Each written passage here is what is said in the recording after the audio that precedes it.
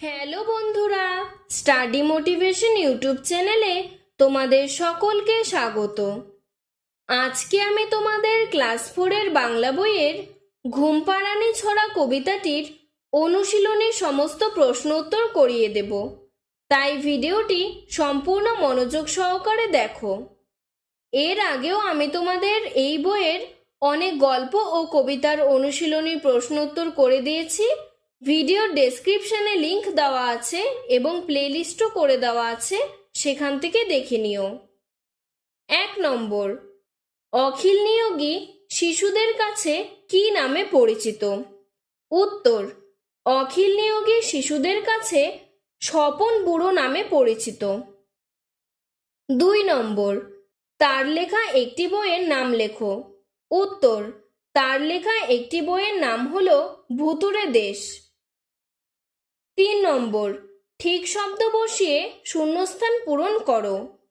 প্রথমটি হবে কাজল, তারপরেরটি সততা, তারপরেরটি স্বপন, তারপরেরটি পুতুল, আর সবশেষেরটি খেলার। 4 নম্বর, কবিতাটি পড়ে কত জোড়া অন্তমিল খুঁজে পেয়েছো লেখো। যেমন নয়ন দুটি মুঠি মুঠি।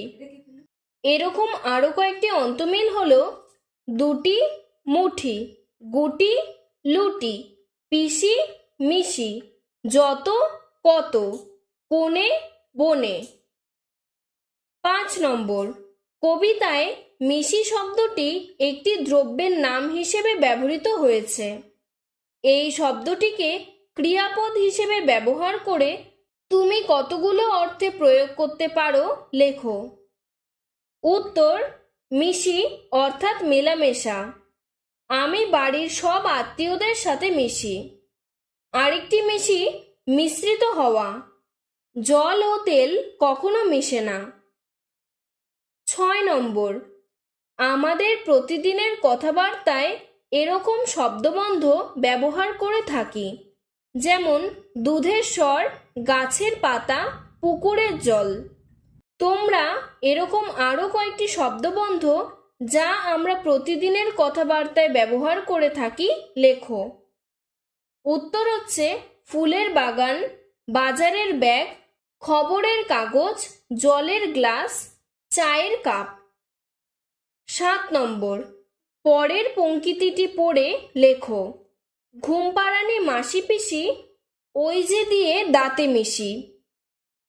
ঘুমিয়ে পড়ে খেলা ঘরের পুতুল যত, রাত বাড়ে আর ঝিঝির ছড়া শোনাবে কত।